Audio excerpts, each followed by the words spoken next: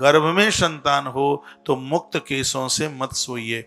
रात्रि को खुले केशों से नहीं सोया जाता, जूठे मुंह से नहीं सोया जाता, छाती के भर नहीं सोया जाता और पामों को भिंगो करके चरण धो करके नहीं सोया जाता। इसका दुष्प्रभाव होने वाली गर्भ में पलने वाली संतान के ऊपर होता है। एक जगह पर ज्यादा देर तक नहीं बैठा जाता। गर्भ में संतान है, 4 महीने से ज्यादा समय, 5वां 6वां महीना चल रहा है, तो नारी को उपवास ना के बराबर, उपवास में भी एक भुक्तम व्रत कर ले, उसको भी ऐसी परिस्थिति में उसको पूरा ही पुण्य मिलेगा। एक भुक्तम, एक बार आहार ले ले, वो ज्यादा भूखी रहेगी तो इससे होने वाली संतान के लिए एक बहुत बड़ा खतरा हो सकता है।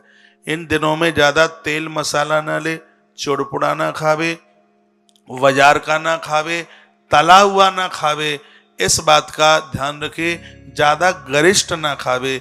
इन दिनों में सब्जी भी वो तरल ले, जो थोड़ी बहने वाली, ज्यादा कठिन, ज्यादा वो टाइट जो सब्जी है उसका वह इसमें परहेज करे। आलू, चावल, इन सब चीजों का, कभी कभी जन्म से बच्चों के लिए ऐसे घातक रोग, कभी बाल फैल, आजकल तो बच्चों का जन्म होता है जन्म से उन्हें डायबिटीज, ऐसी तमाम तरह की जो परिस्थितियां संतान के लिए बन जाती हैं, इसमें माता का एक बहुत बड़ा कारण, माता की एक बहुत बड़ी लापरवाही होती है।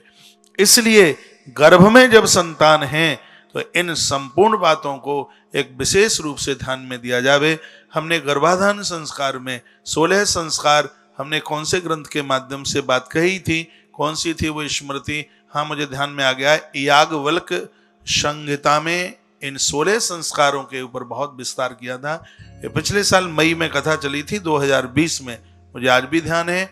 वाल्मीकि रामायण एक समय में होती थी और एक टाइम में याज्ञवल्क संहिता होती, उसमें हमने पूरा कितना था 15-16 दिन सिर्फ 16 संस्कारों को ही दिए थे। वो तुलसी तपोवन यूट्यूब चैनल पर सभी वीडियो पड़ी हुई हैं सुरक्षित, उनको एक बार आप जरूर सुन लीजिएगा।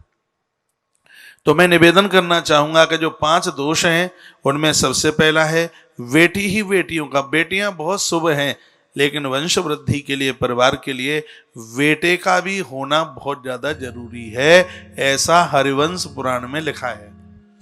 अब बेटी ही बेटियां हैं, उसको कन्या प्रजा कहते हैं। हरिवंश पुराण के द्वारा ये दोष समाप्त हो जाता है। भले ही बेटे का जन्म ना हो, यदि हरिवंश पुराण की कथा सुनी है तो उस नारी के लिए ये दोष समाप्त हो जाता है।